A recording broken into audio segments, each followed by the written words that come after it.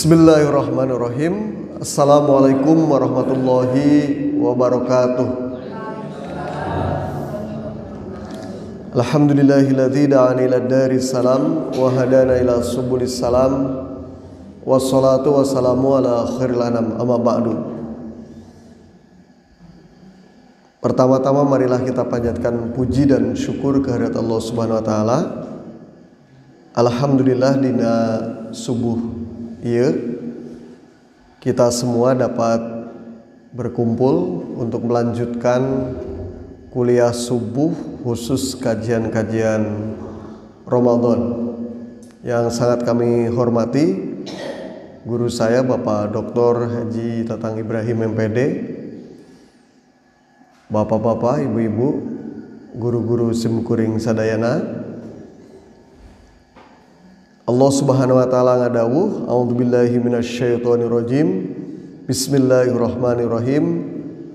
Fa idza qudiyatis sholatu fantashiru fil ard wabtagu min fadlillah wadhkurullaha katsiran la'allakum tuflihun.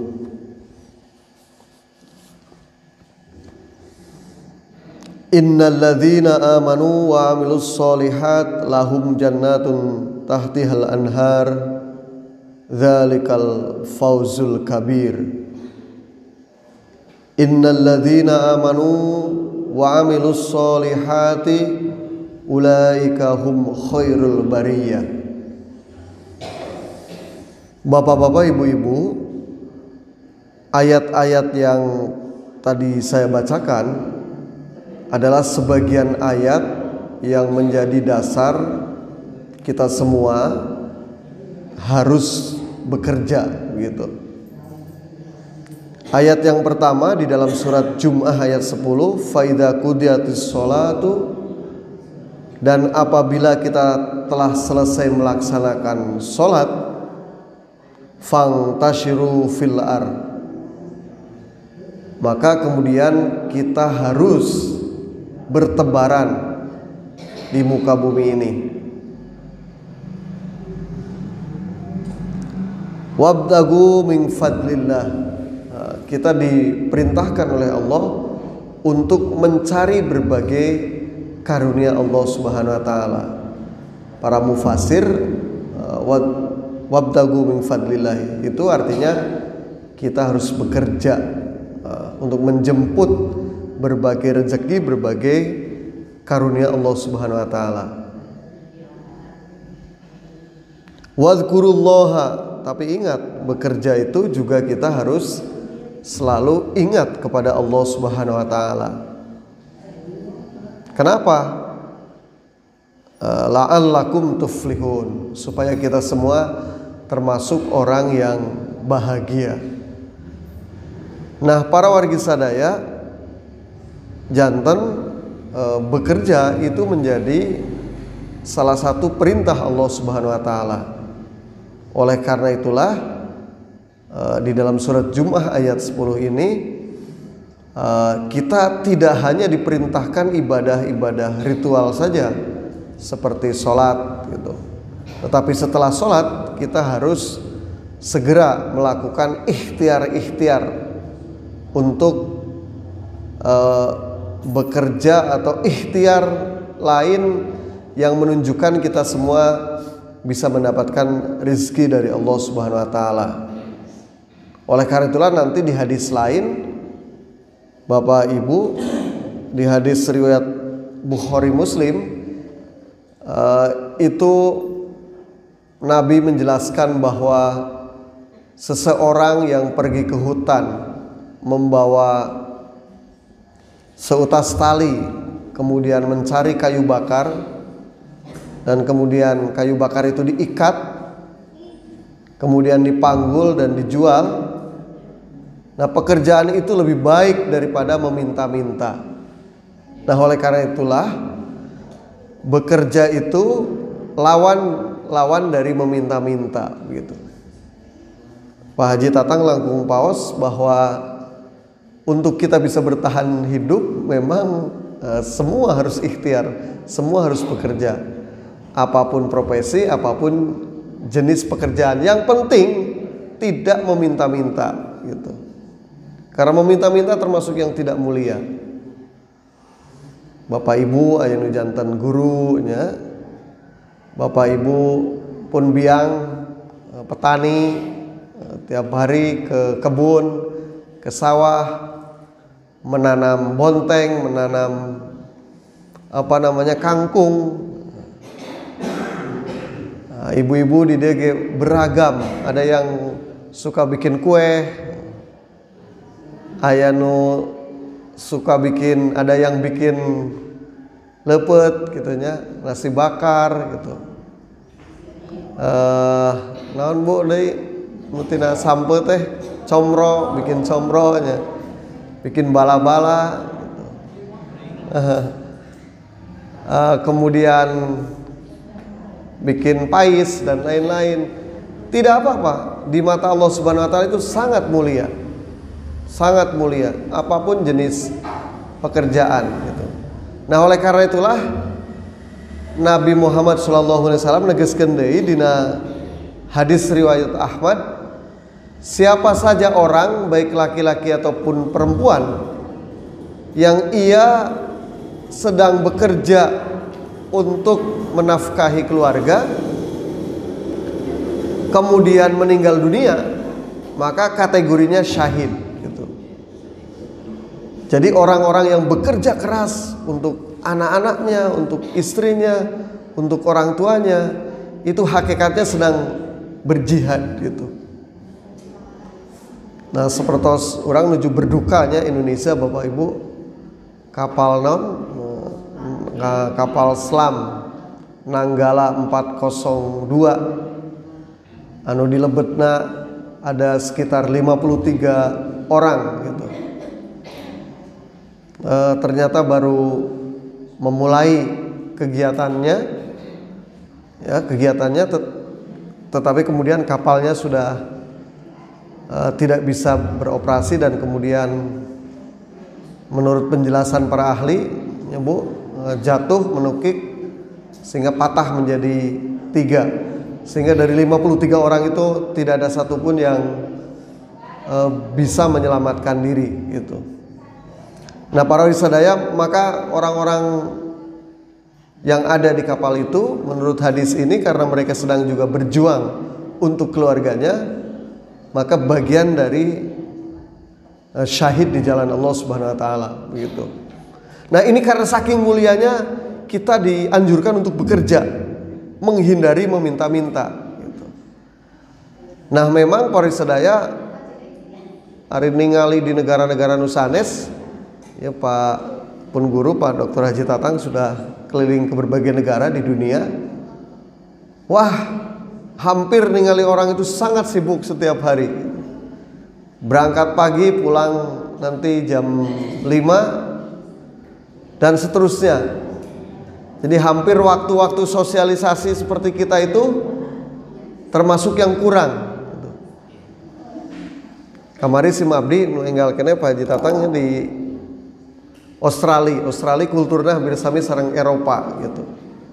Janten berangkat pagi-pagi, pulang sore gitu, dan seterusnya. Paling nanti istilahnya weekend, minggu, Sabtu Minggu mereka semacam membalas dendam untuk menyalurkan hobi, menyalurkan bakat, bermain, gitu, beribadah. Itu mereka yang bukan non muslim gitu. Nah, kadang-kadang teh enak Bu, margi teu tiasa bergaul dengan mereka begitu. Janten hapunten ayeuna aya nabi ke-26 nu namina Paul Joseph Zhang. Dugi ka wengi ge wengi abi ngiring masih tiasa siaran langsung di luar negeri. Anjeunna teh ayeuna di Eropa. Dari Eropa kemudian mempropagandakan anjeunna nabi ke-26 yang akan meluruskan nabi ke-25 gitu.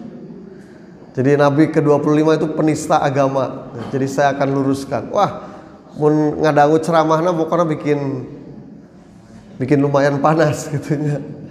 Abdi nyobian terus dialog di YouTube itu gitu. Abi didugikan, Paul itu baru beberapa saat saja tinggal di Eropa, mengunggulkan Eropa tuh enak di sana itu begini. Ku abi diwaler sederhana bu. Di Eropa mah teu aya tukang cilok keliling. Di Eropa mah teu aya tukang es krim keliling. Teu aya tukang baso, teu aya tukang tahu bulat gitu. Ieu supados ieu teh kritikan di abdi gitu nya. Margi di urang mah tiap hari anu kitu. Urang nuju kulem tarik ge baso bulat. Digoreng haneut lah kitu nya bu. Naon deui? Engke aya deui tukang naon? Es krim. Suarana tarik deui. Engke aya deui tukang naon cilok. Tapi alhamdulillah kita tidak ada yang tersinggung. Sok sanaos Bapak Ibu capek penting teu bobo ya. Tetep naon? Kulem, tidak ada yang tersinggung. Nah, justru pami di Eropa Bapak Ibu, urang ngobrol tarik we di payunan bumi, tatanggi teh bisa keluar, Bu. Nulak cangkeng ganeng cenah gitu. Si Mabdi ngalaman pisan eta. Biasa orang Indonesia mah nyebunya di terasnya lira gitu, padahal tebih bu ti dieu ka ditutu. Rencangan Nabi di Surabaya sok rada tarik ngobrolna gitu. Nah, eta mah kaluar ngalaman abdi gitu.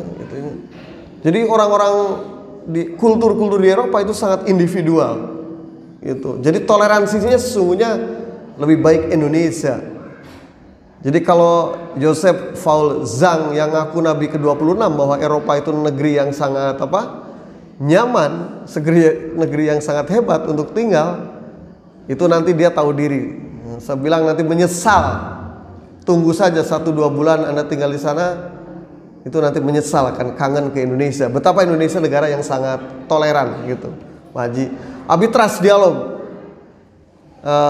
Pokoknya setiap anjeunna memposting umat Islam itu adalah umat yang bikin masalah, bikin rusuh gitu. Pokoknya menyebut, ku abi di dialog lah gitunya, trust-trustan gitu. Jawab deh gitu. Malih ku abi mangga orang debat sekalian lah bagaimana penerapan toleransi nu sakedahna. Kenapa ingin memperjuangkan toleransi tapi mengaku Nabi ke-26 dan menghina agama-agama lain, termasuk agama Kristen oge sami dihina ku anjeunna. Jadi merasa diri yang paling benar untuk meluruskan semua agama gitu. Nah, para warisadaya negeri-negeri barat itu punya tradisi bekerja keras memang para warisadayanya. Makanya semboyannya kalau di barat itu dan di negeri-negeri lain, siapa yang bekerja maka dia yang dapat hidup gitu. Pak Haji Tatang kantos abdi gaduh kenalan namina Pak Pamitelepat namina Pak Waryono PhD. Anjeunna ti sewaktu usia muda, dari waktu pemuda sudah tinggal di Amerika dan kemudian menjadi warga negara Amerika. Nah, tahun 2009-an saya ketemu gitu. Dan dia bercerita negara Amerika, Eropa itu cocok untuk anak-anak muda. Jangan cenah. Geus kolot mah harese cenah di ditu mah gitu. Kata tangga sagala kusorangan, kata tangga hese gitu nya, minta tulung hese gitu. Miwarang hese. Da di batur mah taya ruang riung juga urang kieu bu nya gitu. Naon di Eropa teh malah kieu gitu. Di negeri-negeri barat itu tidak ada kegiatan-kegiatan kita seperti ini. Jadi waktu saya terangkan ke guru-guru di Amerika bahwa kalau orang Islam itu jam berapa mulai beraktivitas, santri itu jam berapa belajar, saya bilang bangunnya jam 3 minimal gitu. Mereka godek-godek gitu. Wah luar biasa itu. Nah oleh karena itulah Bapak Ibu, memang rupi-rupi tradisi-tradisi bekerja di berbagai negara. Kalau di Amerika itu 35 jam per minggu. Orang bekerja 35 jam per minggu. Jadi kalau di 35 dibagi 7 rata-rata satu hari 5 jam. Tapi biasanya Sabtu Minggu henteu. Jadi sekitar 6 jam mereka bekerja, 6 sampai 7 jam per hari. Nah, dalam penelitian-penelitian memang orang Amerika itu, perusahaan-perusahaan Amerika justru lebih senang kepada tenaga kerja Asia gitu. Orang-orang Asia mah bekerja bisa sampai lembur malam cenah Pak Haji. Orang Amerika mah mun jam 4 tos teu daek deui damal gitu. Atau nanti sampai hari Jumat itu sudah nggak mau diganggu sama sekali, Jumat sore itu. Nah, tapi kalau orang-orang Asia kapanpun masih bisa diganggu, diperintah gitu. Makanya sekarang Pak Haji juga terang di berbagai artikel itu orang-orang Asia mulai menguasai sektor-sektor penting di Amerika karena ketekunannya bekerja gitu. Dan itu yang kemudian sekarang di Amerika muncul gerakan-gerakan anti Asia karena dikhawatirkan nanti 5-10 tahun ke depan orang-orang Asia lah yang nanti menguasai Amerika. Dan salah satu sekarang yang namanya Wapres Amerika, istrinya namanya Kamala Harris, itu turunan India dari Asia. Turunan India blasteran mana Afrika kalau nggak salah gitu. Dan sekarang menjadi wakil presiden Amerika. Nah, Obama komodenya pernah tinggal dan sekolah dasar di Indonesia gitu. Ayah tirinya dari Indonesia. Nah, itu Amerika sekitar 35 jam. Jerman langkung sakedik 30 jam gitu. Per minggu gitu. Nah, anu rada lebeut mah negara Meksiko, Thailand, Cina Taipei gitu. India eta dugi ka 43 jam per minggu. Itu 43 jam per minggu. Kantos si Mabdi di India memang orang-orang India rajin-rajin. Tentunya pamisiang teh katingali sadaya bergerak, sadaya di daramal gitu.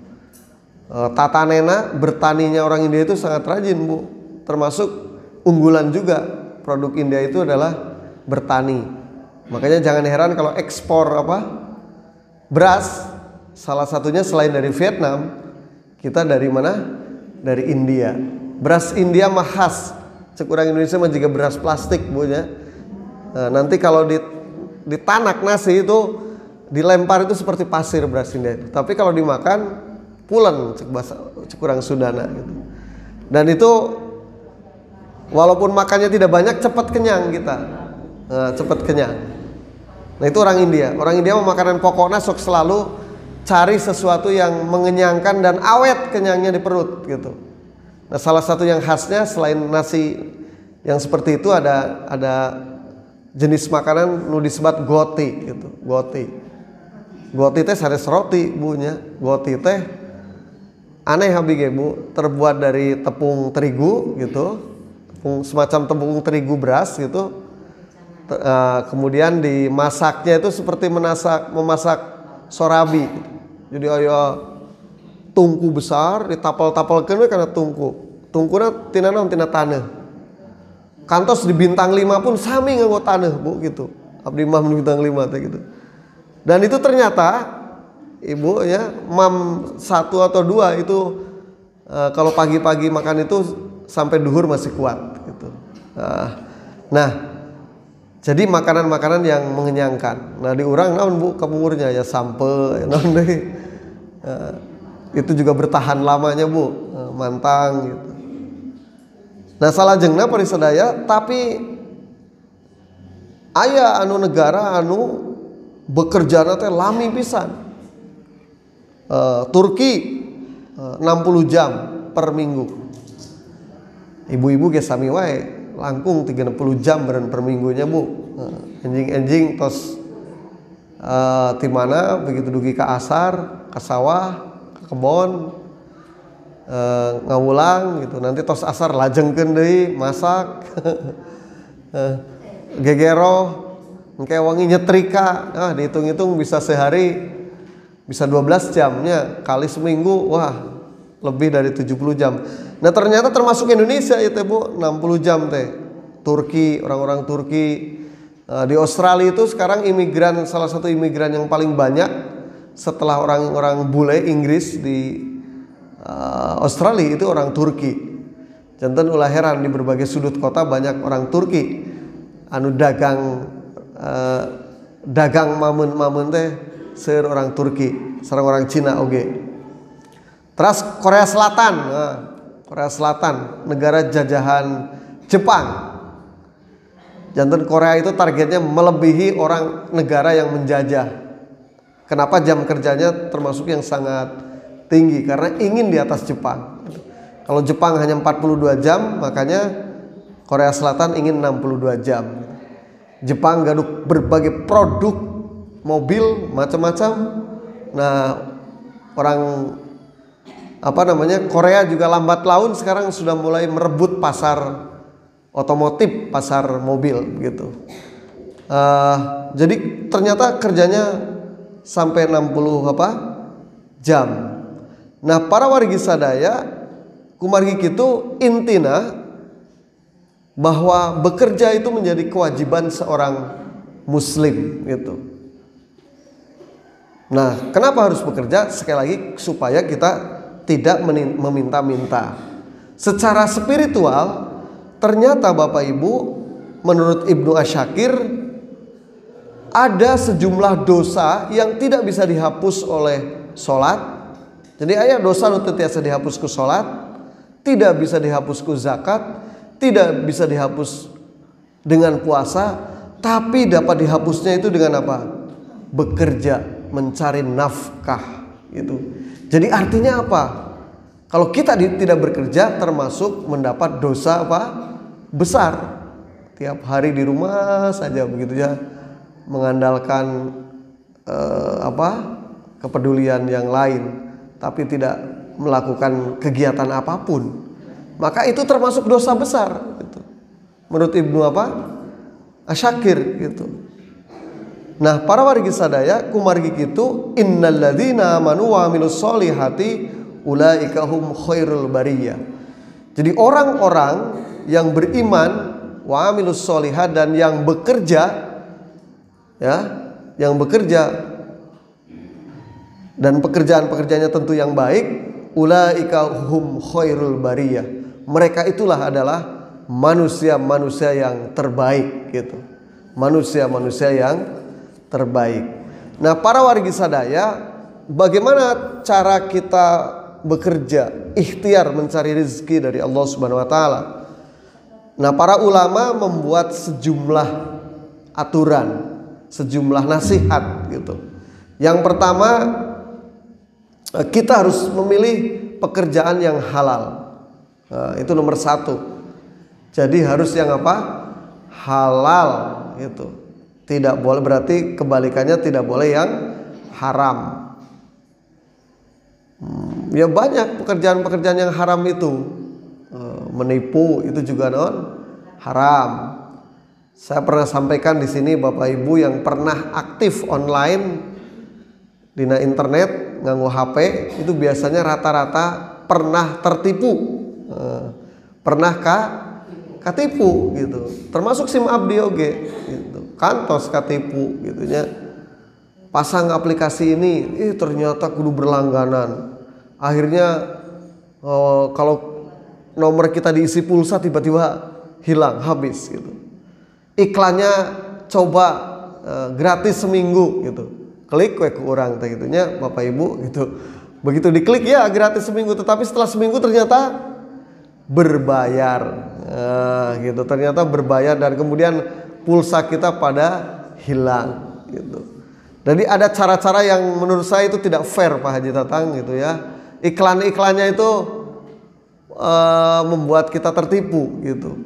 Atau napi kantos ya abdi tadi telepon, Pak abdi gaduh tabungan kampung di BNI gitu.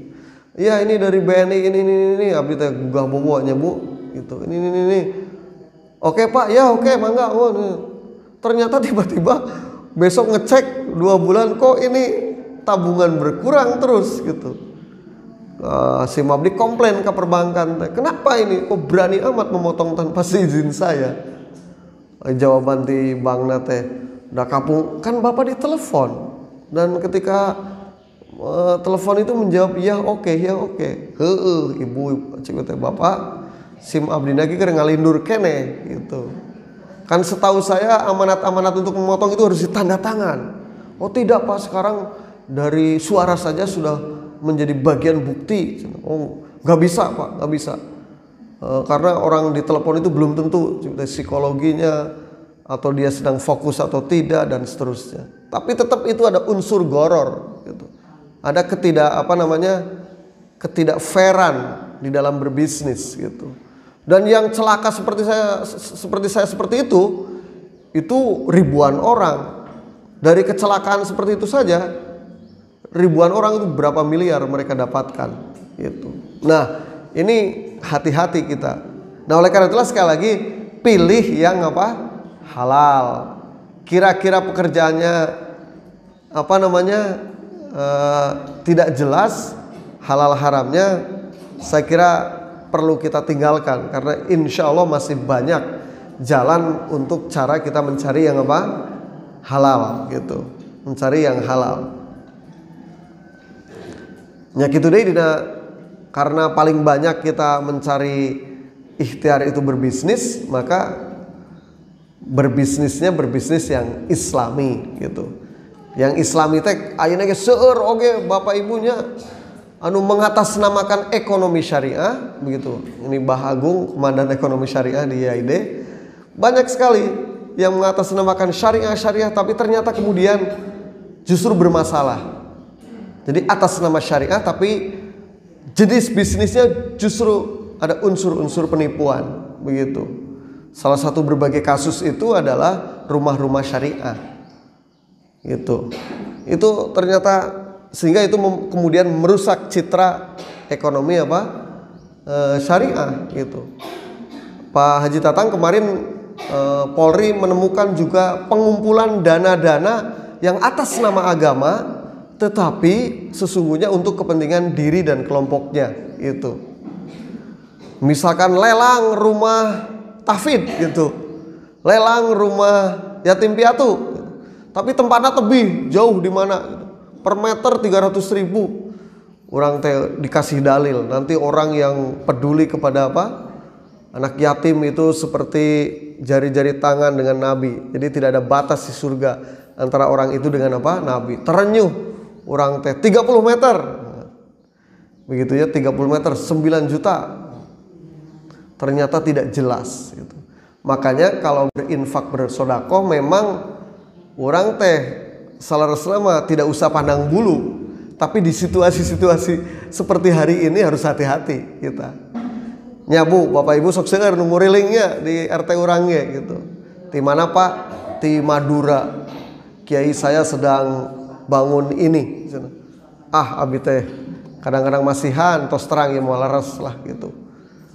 Masihan 2.000 3.000 kenjang na angkot, tapi lumayan teh 2.000 3.000 nguriling sacidewa sehari terus kenging sebaraha gitu. Jadi bapak ibu mending lah kita kalau punya uang lebih atau harta lebih tos sumbangkeun ka DKM Atakwa, DKM nu aya di Cidewa gitunya, atanapi di Dewasari, Ciamis anu identitasnya sudah jelas gitu. Makanya dalam kasus-kasus lain ada penggalangan dana untuk jihad gitunya, untuk jihad, untuk ini membantu ke luar negeri, ternyata malah tidak sampai kepada apa yang dia sampaikan, tidak sampai sasaran. Hati-hati gitu, hati-hati. Sok masihan ala kadarna we abi mah kitunya kanu tebih gitu. Ini untuk Palestina, untuk apa? Mal berjuta-juta lah. Mun gaduh berjuta-juta mah di lingkungan terdekat saja dulu gitu. Nah, oleh karena itulah jadi memilih pekerjaan yang halal kadang-kadang orang juga banyak yang atas nama agama untuk mengelabuhi orang lain. Seperti Syekh Kanjeng Kanjeng Dimasnya anu sempat viral dan itu hebat Bapak Ibu ya, menguasai.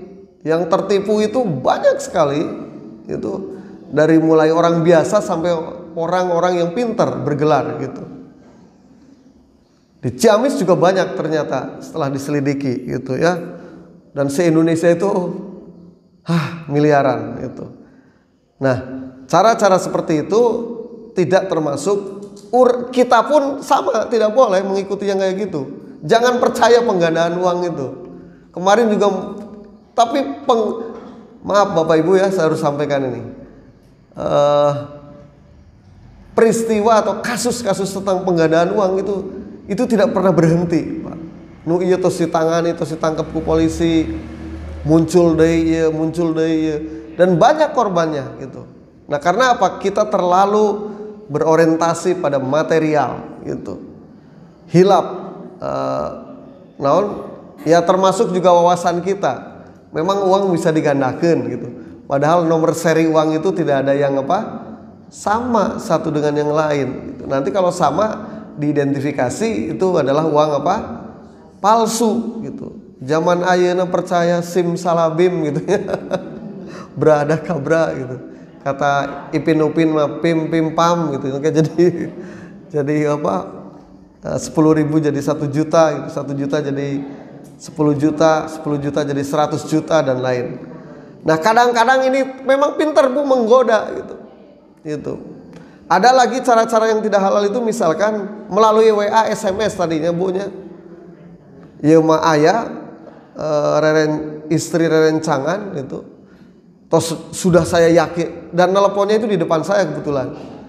Si anu bade nipuna teh gitu. Jadi biasa modusna nanti mau dapat bantuan atau saudaranya ada yang kecelakaan gitu.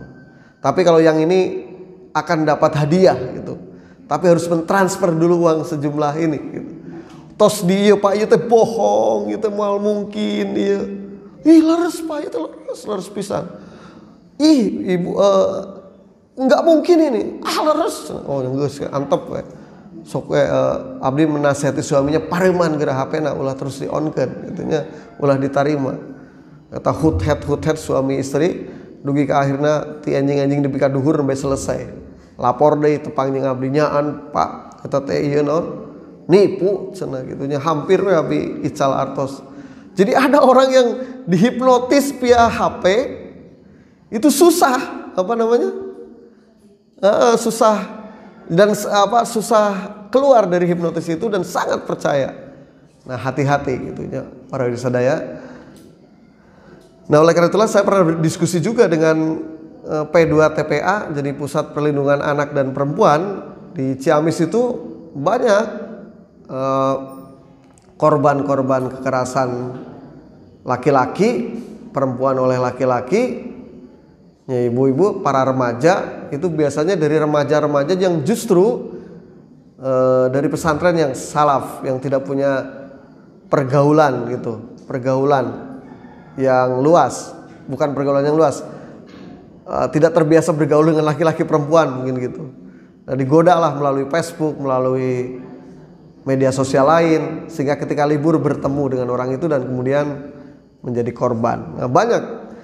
Nah, para sadaya sekali lagi, nomor 1 itu cara kita berikhtiar memang harus